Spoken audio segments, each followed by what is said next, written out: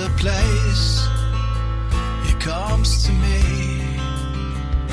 Though I'm blind, he helps me see.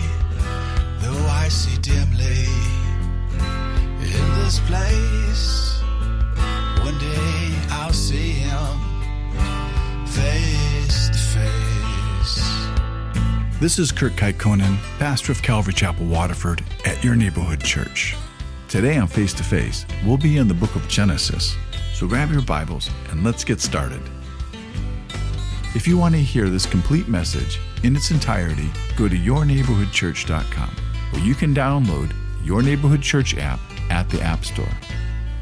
And this is the beginning of this rivalry between these two sisters who are striving to compete against each other in their own home for the affection of their husband. Laban, he always had to get the best of anyone. He had to take advantage of every good thing that was ever given to him just to prosper.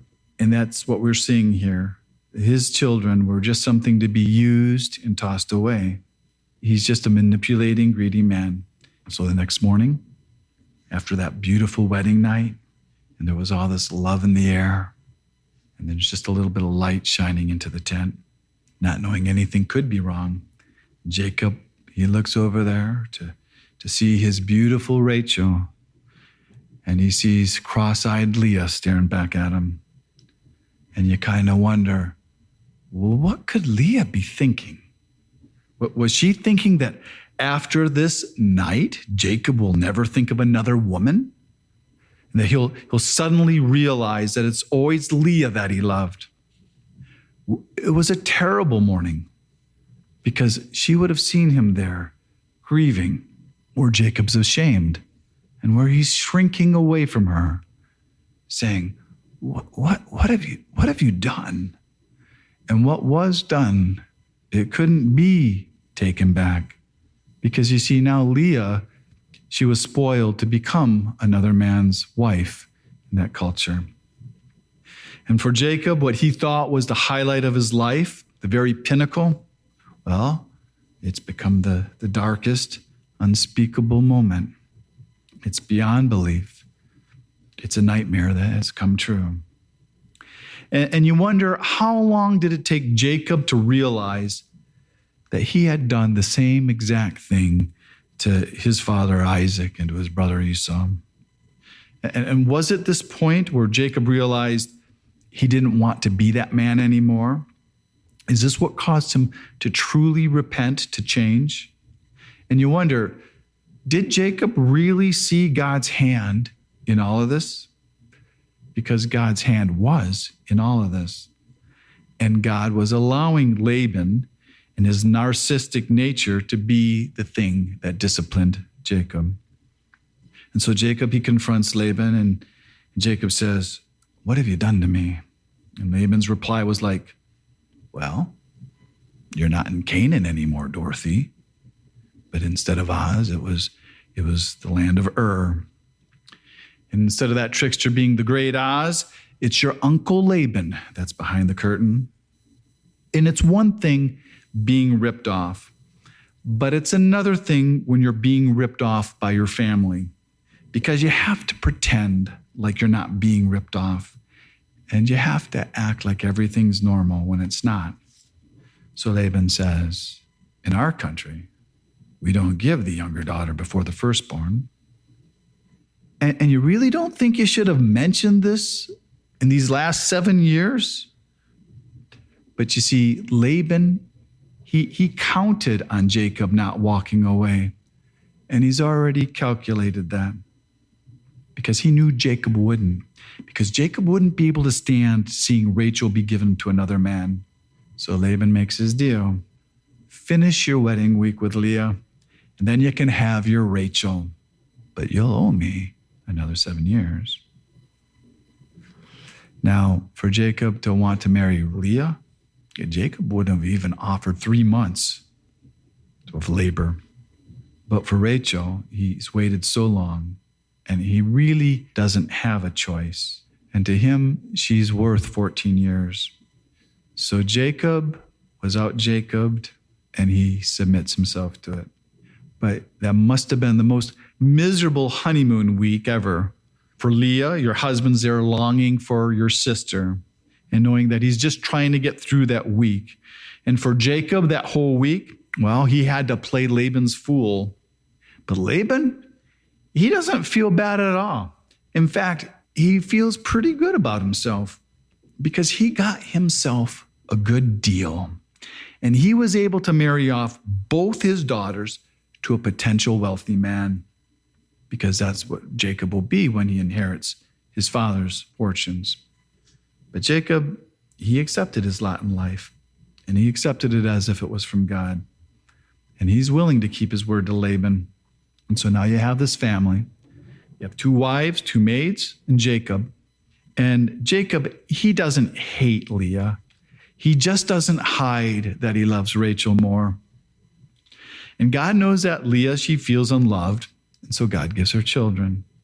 And she's thinking, if she has enough children, Jacob will have to love her more. And so the competition begins.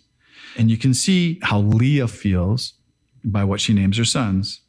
So Leah's firstborn is Reuben. It means a corned beef sandwich. So that means she was probably hungry. Really, it means a son. And it carries the idea, by the way it sounds, that he has seen my affliction.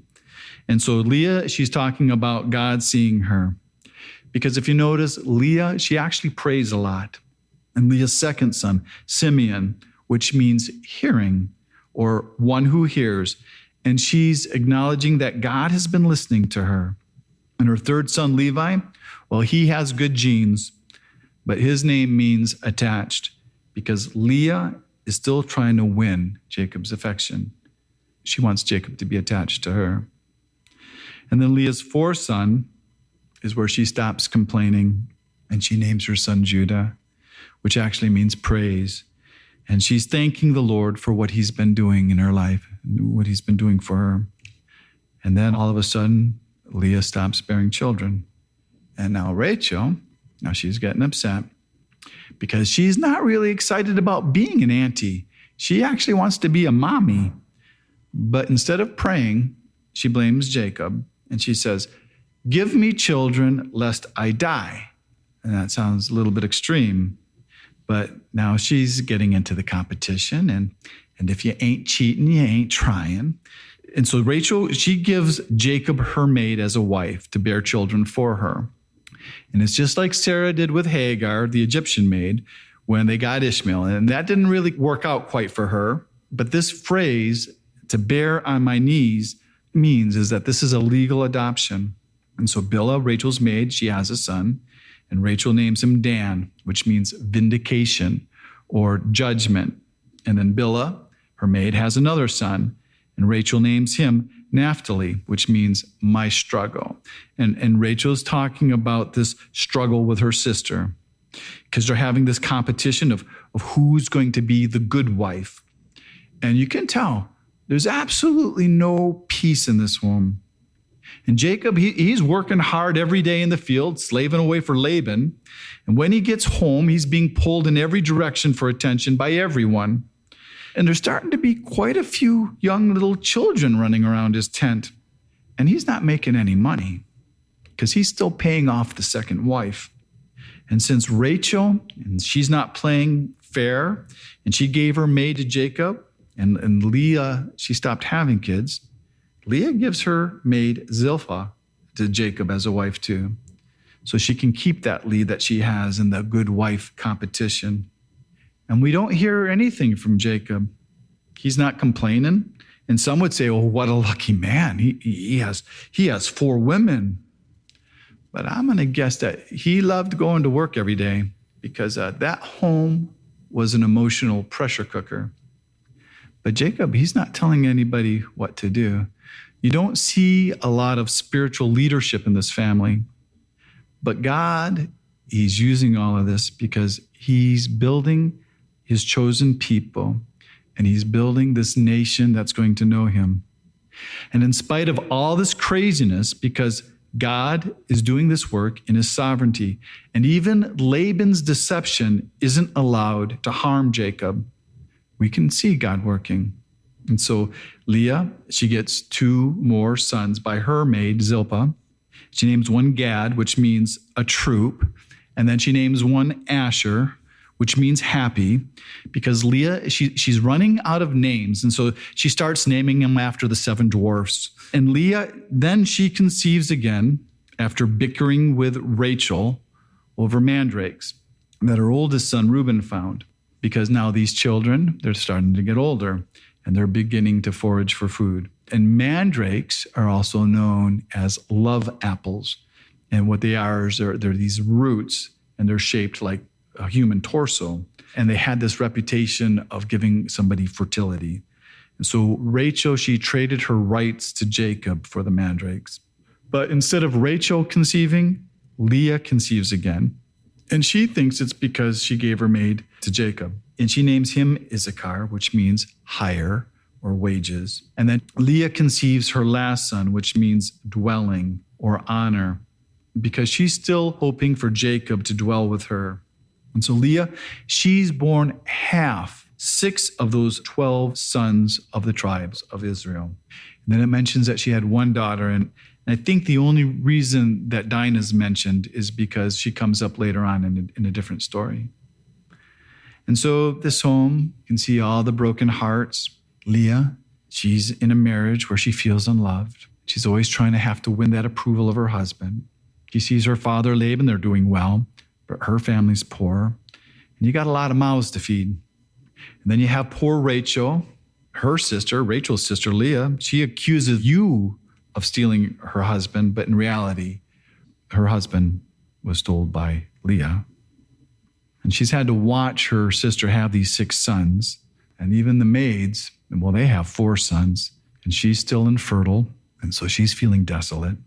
And infertility is incredibly difficult for women, even in our age.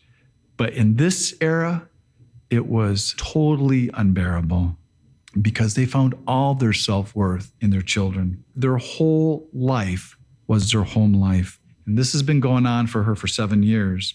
And then it finally says that God remembered Rachel. And there's no credit given to the mandrakes, but only to God.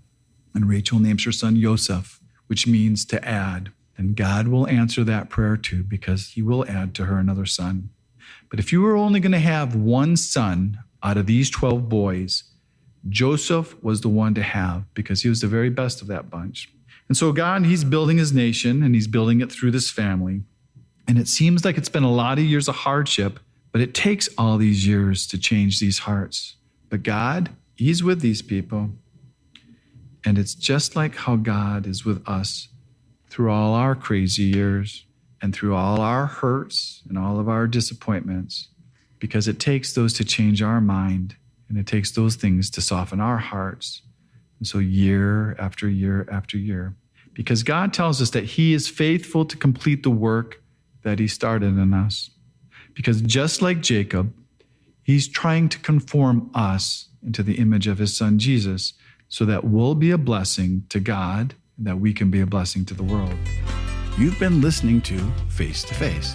Face to Face on this radio station has been provided by Your Neighborhood Church. If you want to help support Face to Face and put this program on other stations just like yours, you can contact us at yourneighborhoodchurch.com or write Your Neighborhood Church, P.O. Box 500, Romeo, Michigan 48065. There's a place he comes to me.